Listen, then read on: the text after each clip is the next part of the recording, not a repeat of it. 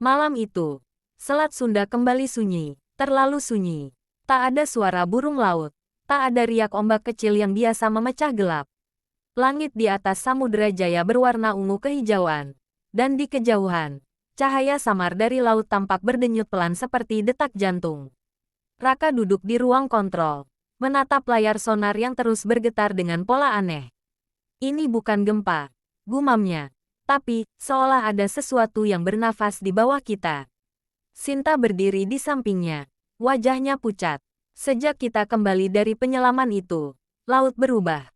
Arusnya seperti hidup. Ia berhenti sejenak, menatap kabin sebelah yang gelap.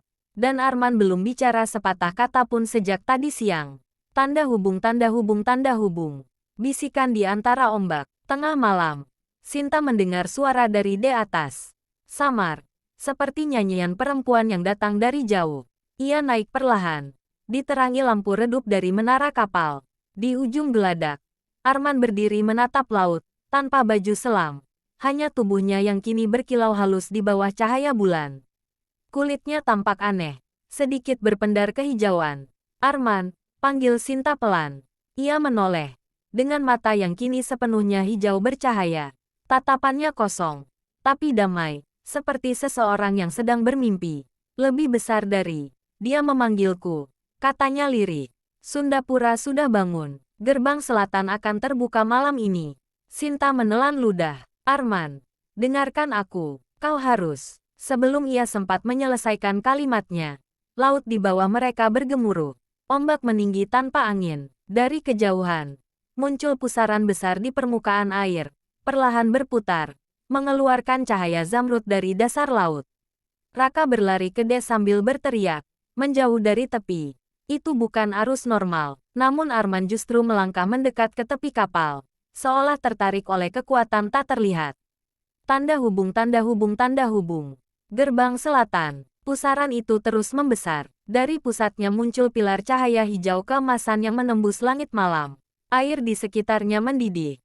Dan di dalam cahaya itu, Sinta melihat bayangan, sosok wanita bermahkota ombak, dengan jubah laut yang bergulung seperti arus badai. Lebih besar dari Ratu Laut Selatan, bisik Sinta, gemetar. Dia nyata, suara lembut bergema di udara. Bukan dari arah manapun, tapi di dalam kepala semua orang di kapal. Lebih besar dari, anak laut telah kembali. Gerbang telah dibuka, dunia darat dan laut akan bersatu, seperti dulu. Arman tersenyum samar, lalu melangkah ke pagar kapal.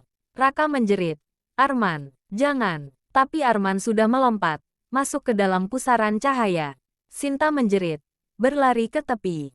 Cahaya itu menyilaukan. Namun di tengah kilau hijau itu ia sempat melihat Arman menatapnya sekali lagi. Bukan dengan tatapan manusia, tapi dengan mata laut yang dalam dan purba. Lalu semuanya meledak dalam cahaya. Tanda hubung, tanda hubung, tanda hubung. Setelah cahaya, beberapa menit kemudian, laut kembali tenang. Pusaran menghilang, hanya meninggalkan arus hangat yang berputar lembut di sekitar kapal. Arman tidak kembali. Sinta berlutut di geladak, terisak. Dia memilih laut. Raka menatap permukaan air yang kembali tenang.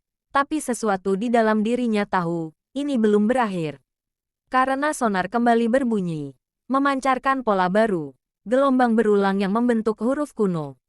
Sinta mendekat, menatap layar, lalu berbisik, lebih besar dari Raka, itu bukan sinyal acak, itu pesan. Pesan apa? Tanyanya cepat. Sinta menatapnya dengan mata berkaca.